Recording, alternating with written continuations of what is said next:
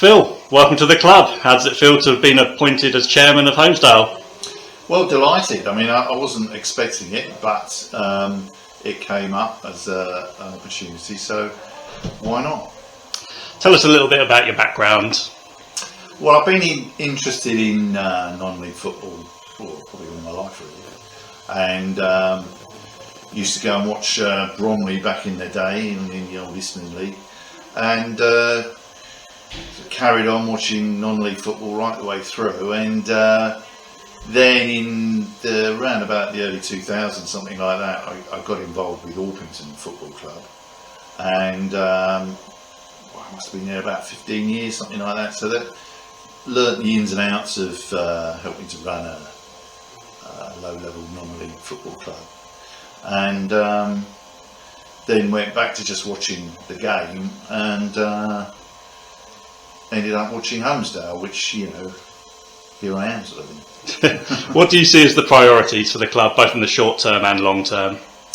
Well, I think the first thing we need to do really is to try and boost the attendances. You know, something that you notice that we're probably one of the lowest, if not the lowest, in the Premier Division anyway. And it would be nice to sort of try and get the attendances up to an average of somewhere between 100 and 150. So we've got some ideas about how we can do that. The other thing I think we related to that is try and increase sponsorship and get involved more with the local community, because I don't think, you know, we tend to be Holmesdale Football Club based in Oakley Road, Bromley Common, but we're not really in with the locals as much as we could be anyway. In the development plan, there was also a heavy emphasis on youth development. How do you see that playing out? Yeah, I mean, there are a number of ways we could do that. I think, you know, we could either take the sort of slightly slower but maybe the more careful approach is to sort of slowly build up teams from perhaps from the top down, or we could approach a club, a youth-based club, and ask them whether they want to be involved with Holmesdale and passing players through to the seniors. Yeah. It's getting a bit harder for clubs of our size to compete in this level. What's the solution for this? I mean, I wouldn't say it's that difficult. I mean, we've got some good examples of clubs about our size who are sort of holding their own in this league, in the Premier Division. I think because you've got clubs coming through step 6 from the feeder leagues, most of them are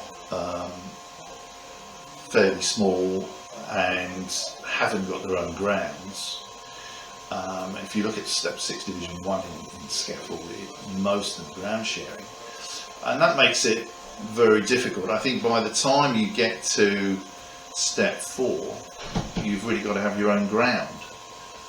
So I think, you know, you've got to do what we're looking at and try and develop a youth side if you haven't got that.